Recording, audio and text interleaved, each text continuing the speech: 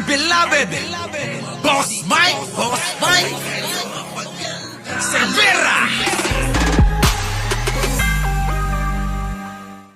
Tignan na natin. Nako, oo, malupit ito. Pasok. May certificate of candidacy para makahatag kita choice sa Davao. Bigyan ng mapagpipilian ang mga Davaoenyo. Ito ang nagtulak kay dating Civil Service Commission Chairperson Carlo Nograles para tumakbo sa mayoralty race sa Davao City. Ang huling bala ng Administrasyong Marcos. Nako, yan na mga kababayan. Lintik lang ang walang ganti. Ganito yan no? Parang ganito, lintik lang ang walang ganti. Ang tahimik na pag-usbong ng mga Nograles. Nako, itong tahimik na paghusbong ng mga Nograles, mga kababayan sa Davao. May kinalaman ba ang Pangulong Bongbong Marcos dyan? Tingin ko wala naman. Wala naman. Parang labanan lang ito ng mga dating magkakaaway sa politika. Di ba? Natuloy. Laban sa pamilyang Duterte sa Davao. Nako. Ano ang katotohanan patungkol sa bagay na ito? Ano ang katotohanan? Sa political landscape ng Davao, kung saan matagal nang namayani ang pangalan ng mga Duterte. Totoo yan mga kababayan, apat ng dekadang mahigit. Apat ng dekadang mahigit na mayani ang mga itong mamamatay tao na to. Lord. Isang bagong kabanata ang unti-unting isinusulat habang abala ang mga Duterte sa pagtatanggol ng kanilang pangalan at legasiya. Nako syempre, kita nyo, kailangan nila ipagtanggol yung pangalan nila. Kailangan pa ba yan? Ang mga Pilipino, gising na yan. Mismong taga Davao, gising na. O mga taga Davao, gusto nyo bang maging probinsya ng China? Nako mga kababayan, labanan ito sa Davao ngayon nang maliwanag ang utak. Tandaan nyo mga taga Davao. Kung si Nograles ang iluluklok, bata pa yan, malinaw pa isip niyan. Kung si Digong ang iluluklok, ulyanin na yan. Baka mamaya, pati kayong mga bumoto dyan, ipagpapapatay niyan. Di ba? Tahimik ngunit epektibo ang pag-usbong ng pangalan ng mga Nograles. Totoo yan mga kababayan. Napakatahimik pero napaka-epektibo Sa pangunguna ni Carlo at Margarita Migs Nograles. Kung ang mga kababayan, ang grupo ng mga Duterte mag-ama, mag-aama. Ito naman sa Nograles, magkakapatid. Labanan ng mag-aama versus mag-aama versus magkakapatid. Ilang potensyal na susunod na tagapanguna ng lungsod.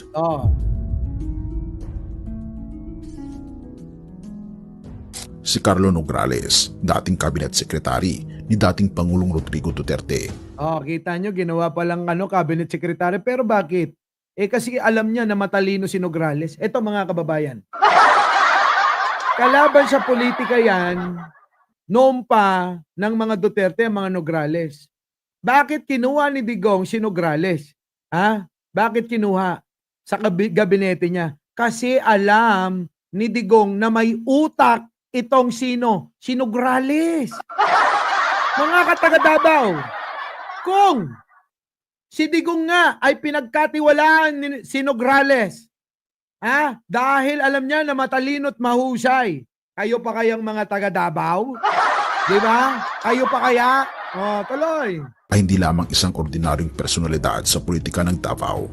Sa ilalim ng Administrasyong Marcos, siya ay tinalagang chairperson ng Civil Service Commission o CSC noong Hunyo 2022. Ang kanyang paninilipihan sa CSC ay nagpakita ng kanyang kakayahan sa reforma, partikular sa professionalization ng serbisyo sibil. Kita nyo mga kababayan? Ito yung mga kababayan, Civil Service Commission. Pagka hindi po kayo dumaan dyan, hindi kayo makakapasok. Hindi kayo magiging empleyado ng gobyerno. Kailangan dumaan kayo dyan. Ganon. Tuloy. Ngunit noong Oktubre 2024, isang tahimik ngunit makabuluhang hakbang ang kanyang ginawa. Siya ay nagbitiw mula sa CSC upang Oh, nagbitiw mga kababayan. Yung pala may plano. tumakbo bilang alkalde ng Davao City. Nako, eto na! Plinano na tumakbo nito. Oo, pero nagkatotoo, eto na nga, naisakatuparan na. Nag-file na nga ng kanyang Certificate of Candidacy, mga kababayan. Kaya ngayong kandidato na ito bilang maging mayor ng Davao. Sa kabilang banda, ang kanyang kapatid na si Margarita Migs Nograles ay pumasok sa politika bilang kandidato para sa unang distrito ng Davao. Nako, eto naman si Nograles, si Migs. Nilabanan naman si Pulong. Eto yan mga kababayan. Kung ako naman sa mga Davao, para lumabas ang totoo sa mga bilyon-bilyong pondong kinuha ni Pulong, abay iupo nyo to. Bakit kanyo? Kapag inupo nyo to, mga kababayan, malalaman nyo ang totoong ginawa ng mga Duterte sa inyong bayan. Mga taga Davao, malalaman nyo ang totoo na ilang dekada na kayo na pinagloloko ng mga Duterte dyan. Kita nyo mga kababayan? Tuloy. Bilang kinatawan, direktang hinahamon ang anak ni dating Pangulong Duterte, si Paulo Pulong Duterte. Yun, si Pulong at kay Migs. Dito na ako sa abogado. Maganda na, mahusay pa. Oo. Sa totoo lang, bagay kami niyan eh. Kaya lang, nauna lang si Jen Angeles. Kaya hindi na. Oo, kay Jen Angeles na lang ako. Tuloy. Genius ang Pangulong Bongbong Marcos, sabi dyan. Habang ang Pangulong Marcos Jr. ay nanatiling neutral sa ang Pangulong Bongbong Marcos ay nanatiling neutral Baka sabihin nyo, kinakampihan tong dalawa. papel ng mga Duterte sa politika, hindi may kakaila na ang kanyang mga kilos ay maingat at puno ng estratehiya. Ganyan ang Pangulo. Maingat, kalmado, tahimik, mga kababayan. Pero punong-puno ng estratehiya. Bigyan ko na naman kayo ng magandang halimbawa para nang sa ganon mas madaling maunawaan. Ang isang ilog, mga kababayan. Ang isang ilog na tahimik ay malalim yan. Tama, mali? Kapag ang ilog maingay, mababaw yan. Ang ilog na malalim, ulitin ko, ang ilog na tahimik, napakalalim yan. Ganyan ko hinahalimbawa si Pangulong Bongbong. Tanong ko, sino maiingay? Sino ang maiingay? Ito na lang, wag na sino. Sino? Sino ang maingay? Di ba si Sarah? Ang ingay-ingay niya. Ang babaw ni Sarah! Mga kababayan, napakababaw. Napakadaling basahin. Di ba mga kababayan? Pero yung Pangulo natin mga kababayan, tahimik. Kinalimbawa ko na sa ilog na tahimik. Mga kababayan, napakaunag. Naunag, unay. Adalam ko na adalam data. Adalam. Malalim. Tama ba mga kababayan? Tama? Yes, shoutout po sa lahat ng mga bagong dating. Huwag niyo kakalimutan mag-like, tuloy. Si Carlo at Pigs Nograles na sa unang tingin ay mga independent candidates ay tila isang huling bala ng administrasyon laban sa matagal na dominasyon ng mga Duterte sa Davao. Di naman siguro. Kasi yung ibang mga nakasi-sense nila napalakad ni Pangulong Bongbong itong mga ito Di ba? Hindi hayag ang suporta ni Pangulong Marcos Jr. sa mga hindi hayag ang suporta sa dalawa na ito, mga kababayan. Nako, mga kababayan, kung alam nyo lang kung gaano mag-isip ang Pangulo. Nograles. Ngunit ang mga aksyon tulad ng dating pagtatalaga kay Carlo sa CSC at ang pag-angat ng kanilang mga pangalan sa tulong ng mga programang administratibo ay nagpapakita ng maingat na ugnayan. Ang diskarte ni Pangulong Marcos Jr. ay may ihahalin tulad sa isang henyo sa larangan ng politika. Nangagyo, narinig ninyo? Oh, ang mga estratehiya ni Pangulong Bongbong ni Manong ko, ay hinahalin tulad sa isang henyo, genius, genius yan si Pangulo. Nalaing, kunada nalaing. Oo, uragon. Magaling mga kababayan. Yan ang sinasabi ko. Eto na. Hindi lantad ang kanyang pagkiling, ngunit malinaw na ang kanyang mga aksyon ay may layuning baguhin ang dinamikong pampupolitika sa Yan na nga ba sinasabi ko? Yung dinamikong usapin ng mga politika, mga kababayan, abay, hindi natin namamalayan, binabago na ni Manong Bongbong ko. Binabago na mga kababayan. Tuloy. Davao. Sa harap ng mga Duterte, ang mga Nograles ay tahimik ngunit epektibong nakaposisyon bilang alternatibong lider na maaring sumira sa tradisyonal na pamamahala ng mga Duterte. Nako! Dami na namang iiyak dyan. Tanong ko sa inyo mga kababayan, kapag natalo si Digong, alam nyo kaya yung mga yan, desperado ng paninira? Ito. Desperado na si Digong sa paninira, mga kababayan, kasi alam niya na hindi siya mananalo. Si Digong, mga kababayan, nag-iiyak na sa harap ng mga kapitan.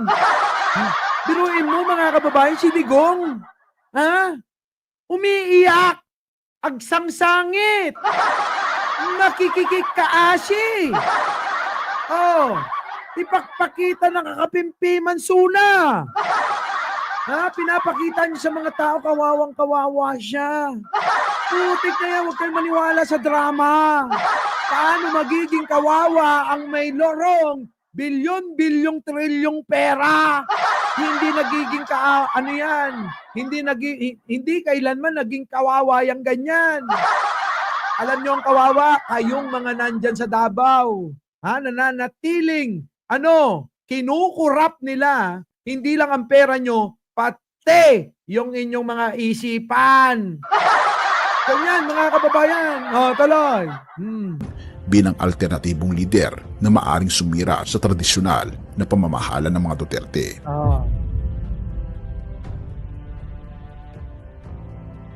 Sa unang distrito ng Davao, si Migs Nograles ay tila susi sa pagbabago ng liderato laban kay Pulong Duterte. Yan, mga kababayan. Alam nyo ba kung ano na lang ang intensyon ng mga Duterte? Alam nyo kung ano? Yung pride na lang nila. Yung pride na lang ng mga Duterte, yaan na lang yung kanilang hinahabol. Pera, kayamanan, naku, marami na sila niyan. Marami na silang dinugas sa kaban ng bayan. Kaya hindi na importante yan. Ang kailangan manatili pa rin sila sa posisyon. At hindi sila mawala sa Davao. Pero mga kababayan nito, pag tinalo ng mga Nograles ang mag-ama na Duterte, tapos mga kababayan. Tapos na ang karera ng mga Duterte. Tandaan nyo si Sara, uray no, aglabos-labos na, agpalawd, agpadaya, agpamyanan, agpaabagatan, hanga mga bakdetan. Hindi naman nanalo si Sara Duterte, tandaan nyo yan. Itagaan nyo sa bato ni ulo, itagaan nyo sa ulo ni bato. Haan. Bilang isa sa mga batang muka ng politika, dala ni Migs ang sariwang ideya at pananaw na umaagaw ng suporta mula sa mga kabataang botante at mga progresibong Davaoenyo. Kung ang pangalan ng mga Duterte ay kinasangkutan ng kontrobersiya, buti pa yung mga kabataan na uunawaan kung ano nangyayari sa usaping pampolitika sa Davao. Yung mga matatanda dyan, mga kababayan, abay hindi pa rin siguro natatauhan. At maganda na rin, mga kababayan, na si Migs Nograles ang maging congressman dyan. Migs ay nagpadala ng mensahe ng pababagong walang paid ng nakaraan. Oh. Sa nakaraang mga survey, ang laban ni Migs at Pulong ay tila nagiging simbolo ng pagbabago sa distrito. Nako, eto na mga kababayan, eto na yung survey. Ang tanong, kung ang mga tao ba ay handa na para sa bagong liderato at kung ang pangalan ni Duterte ay sapat pa rin magdala ng tagumpay. Nako, sapat pa ba mga kababayan? Eto, tandaan ninyo. Eto pa, pag natalo si Digong sa Davao, mga kababayan, mawawala na yung mga DDS. Maghihintuan na yung ilan dyan. Dahil eto na yung patunay. Parang pinagsasampal kayo ng kaliwat kanan ng 24 hours. Tama mga kababayan? Pag natalo si Digong, tandaan nyo mga DDS kayo. Para kayong pinagsasampal ng kaliwat kanan 24 hours!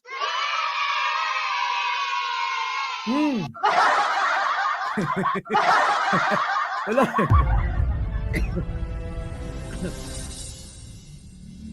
Sa pinakahuling survey na isinagawa ng Sunstar Davao, lumalabas Ito na mga kababayan yung survey, oh. Ito na, ha. Oh. na si Carlo Nograles ay nangunguna laban Nako, Digong! Nangunguna na si Carlo! Patay ka, Digong! Nangunguna si Carlo, mga kababayan, sa survey. Kaya pala nagpapulong si Digong. Kaya pala nag-iiyak yun doon. Kaya pala mga kababayan, halos magmakaawa na yon. Dahil nangunguna na nga to si Carlo Nograles sa karera, sa survey, para maging mayor sa Davao. Iba mga kababayan. Ako, eto mga kababayan, yung Philippine News Agency na mismo sa Davao yan, nakabase, sila yung gumawa at kumomisyon dyan. kay dating Pangulong Rodrigo Duterte. Ulitin natin. Sa pinakahuling survey na isinagawa ng Sunstar Davao, lumalabas na si Carlo Nograles ay nangunguna laban kay dating Pangulong Rodrigo Duterte sa mayoral race ng lungsod. Nako! Sakit nito mga kababayan. Argo! Sabihin mo kay Shelo, doon sa kay Banatbay, kulelat na si Digong. Ganunin mo anak ng ina, Argo nakikita kita sa comment section sabihin mo ganito, kulelat na si Digong. Wala nang asim si Digong. Ganunin mo. Oo, yun ang pambalat mo Wala. Asar yung mga DDS dyan, Argo. Kulelat na paano to? Mabubura na sa Davao ang mga Duterte. Ganon. Sud. Sa kabilang banda ay isang malakas na banta kay Pulong sa unang distrito. Nako. Ang mga numerong ito ay hindi lamang sumasalamin sa isang simpleng laban sa politika. Ito ay senyales ng lumalaking pagkadismaya ng mga Davaoenyo sa pamamahala ng mga Duterte. Nako, dismayado mga kababayan. Dismayado na pala mga Davaoenyo sa mga Duterte. Argo, dismayado na yung mga tao sa mga Duterte. Awanan! Puji ko, awanan! Paring Jake! Awanan! Tuloy!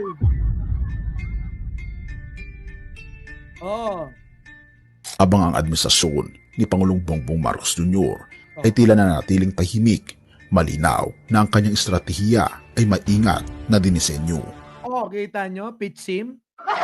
Saingan, Sarah, Lip Morgan? Yung mga plano at estratehiya ni Pangulo ay napakaingat na dinisenyo. Mga kababayan, kita nyo malalim yan. Ang estratehiya ni Pangulong Bongbong Marcos dito ay maingat na dinisenyo. Parang ilog uli. Sinabi ko sa inyo na tahimik. Oo. Ang ilog na tahimik, napakalalim. Wala eh. Ang suporta kay Carlo Nograles at ang tahimik na pag-angat ni Migs ay nagpapakita ng kanilang layunin na muling baguhin ang politika ng Davao. Nako, mga kababayan, kita nyo. Si Digong ang ingay-ingay. Kung saan-saan mga channel nyo makikita yan. Ha? Kung saan-saan mga rally pumunta yan. Pero si Migs Nograles, ay si Carlo Nograles, abay hindi nga natin marinig yan. Pero bakit ganon? Bakit ganon? Lamang na sa survey etong si Carlo Nograles. Kita niyo mga kababayan, ano ang indikasyon na nakikita natin? Mabubura na ang mga Duterte sa politika. Hindi lang sa Davao, kung hindi sa buong Pilipinas. Ito ay hindi isang lantaran na labanan, ngunit isang estratehiya ng soft power na maaring magpabagsak sa dinastiya ng mga Duterte.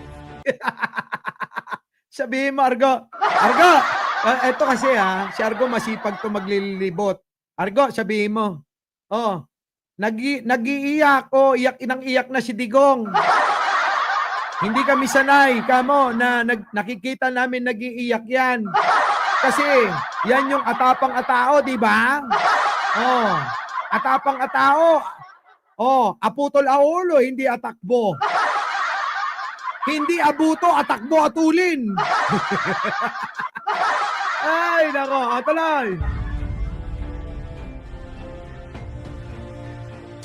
Habang patuloy na umaapela si dating Pangulong Rodrigo Duterte sa mga Davaoenyo na huwag silang talikuran. Nako, yan na mga kababayan. Argo, eto na. Nagmamakawag pagpakaasi, Apo Kapimpimanan. Nakaasyan nyo, Apo. Ni Apo Santo Digunyo. Ni Apo Santo Digunyo, pagpakaasi na, Apo. Duterte sa mga Davaoenyo na huwag silang talikuran. Ako, wag daw siya talikuran, no? Pagkakaasi na, pagpakaasi. Nagmamakaawa ng mga kababayan, huwag nyo kami talikuran. Kung hindi, mapapahiya kami. Kaya, sige, magbibigay kami ng ayuda. Pumila kayo ng 3 kilometro. Ganon mga... Sa sobrang pagpapakaawa, nilamon na nila yung mga sinasabi nila. Di ba? Mga kababayan. Digong, kulela. Nasa na yung mga DDS? Mga DDS! Kulelat si Digong. Kung ako sa inyo, kumabol na kayo, lahat ng mga DDS sa Metro Manila. Punta na kayong Davao, magparehistro kayong lahat, ha? Para naman maipanalo nyo si Santo Digunyo. Tila ang mga aksyon ng administrasyon ni Pangulong Bongbong Marcos Jr. at ang tahimik na estratehiya ng mga Nograles ay nagbibigay ng malinaw na alternatibo. Ang 2025 ay maaaring maging simula ng pagbabagong matagal nang hinihintay ng Davao. Nako, eto na mga kababayan. Mga taga Davao, congrats sa inyo sa 2025 next year. Sa isang bukas. Pero mag-uumpisa sa Mayo. Kaya wag niyong kalimutan mga kababayan. Hindi ko kilala yung mga yan. Para sa pagbabago ng Davao, etong dalawang ito. Iboto nyo na yan. Tulad ng sinabi ko kanina, kapag ka napalitan ang liderato ng politika sa Davao, marami kayong malalaman na 40 taon, 4 na dekada na kayong nililinlang ng pamilyang Duterte na yan. Diba? Sa harap ng mga pangalan ni Carlo at Migs Nograles, ang mga Duterte ay maaaring maging bahagi na lamang ng kasaysayan ng lungsod. Nako, wala na. Magiging istorya na lang ang mga Duterte sa Davao na yan. Ang kwento, mga kababayan, na mangyayari dyan.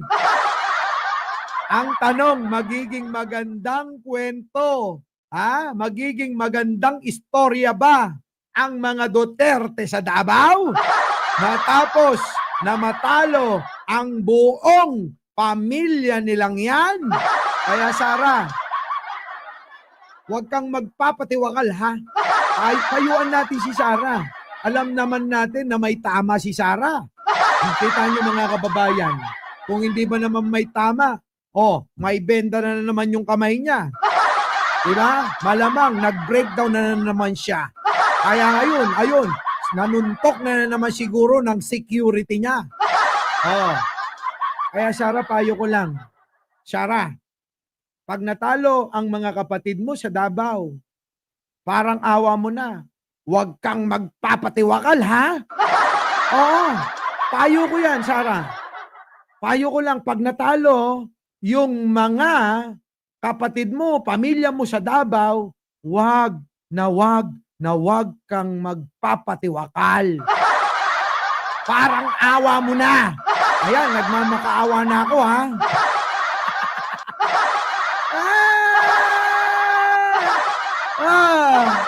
Di ba? Kasi wala na kaming magiging laruan. Wala na kaming magiging laruan. Kaya wag naman, maraming mga vlogger mawawalan ng content. Sige tuloy. Ang desisyon ay nasa mga kamay ng mga Davaoenyo at ang ihip ng hangin ay tila papabor sa pagbabago. Nako! Ayan na mga kababayan. Ang ihip ng hangin ay tila ba papabor sa pagbabago ng liderato ng politika sa Davao. Paano na yan? Basahan na natin. Lucas. Lucas 12. 2 hanggang 3. Pasok. Ano yan? Pakinggan ninyo.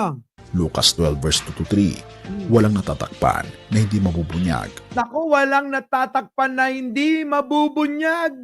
At walang nalilihim na hindi malalaman. Walang lihim na hindi malalaman, mga kababayan. Ito ng katapusan, ng kamulatan, ng katotohanan, na mga ginawa ng mga Duterte sa Davao. Kahit anumang sabihin ninyo sa dilim ay maririnig sa liwanag. Sino ba ang nasa parte ng dilim? Di ba mga Duterte yan? Kaya anumang sabihin ninyo sa parte nyong kadiliman, yaan ay mabubunyag siya at maririnig. Yaang lahat ng mga sinasabi nyo sa kadiliman, mabubunyag at maririnig sa liwanag na aming pinapanigan. Ay! Ayos! At ang ibinulong ninyo sa mga silid ay ipahahayag mula yan na nga mga kababayan, mapapahayag na talaga lahat sa mga bubungan. Ang talatang ito ay nagpapaalala na walang lihim na nanatiling nakatago magpakailanman. Correct. Ang lahat ng gawain, mabuti man o masama, ay malalantad sa takdang panahon sa konteksto ng politika. Eto na mga kababayan, malalantad daw sa tamang panahon. At ang tamang panahon, mga kababayan, ay eto na mga kababayan. Etong pagkabura ng mga Duterte sa Davao na mismong baluarte nila. Kung magkagayon mga kababayan at tuluyan na mabura na nga ang mga Duterte sa Davao, inuulit ko lang mga kababayan, ito na ang katapusan ng karera ng mga Duterte sa politika. Kaya yung mga DDS, handa nyo na yung mga sarili ninyo na sa pagkatalo ng mga Duterte sa Davao mismo. At pag nangyari yon, tatawagin namin kayo, mga bulaan talaga kayo. Bakit? Bakit namin kayo tatawagin bulaan? Pinakalat nyo, nasandamakmak, napakarami nyo. Meron pang karamihang sumisigaw na 32 million daw sila.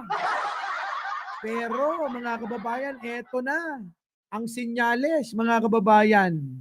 Malayo na ang agwat sa survey ni Carlo Nograles at ni Migs Nograles sa mag-amang Duterte. Tama? Oh. Ang pananagutan at integridad ay mahalaga sapagkat ang mga lider ay mananagot hindi lamang sa bayan kundi pati na rin sa ating Panginoong Diyos. Ang kasaysayan ng politika ng Davao ay nagpapakita ng labanan sa pagitan ng tradisyon at pagbabago. Ngunit Tradisyon, oo. At pagbabago. sa huli, ang ating Panginoong Diyos ang siyang may kontrol sa lahat. Ang mga lider na may malinis na hangarin at tunay na naglilingkod sa bayan ang magtatagumpay. Sapagkat ang liwanag ng katotohanan ay laging mananaig sa dilim ng kasinungalingan. Yon! Diba mga kababayan? Ang katotohanan, dagdagan ko, at kabutihan, dagdagan ko, at ang napapanig sa kabutihan at kaliwanagan ay yaan mga kababayan itinatago ng mga nasa panig ng kadiliman tulad nitong si Digong. So mga kababayan, napagod na ako. Sa mga DDS na nandito, maraming salamat sa inyo. Our beloved Boss Mike, Boss Mike.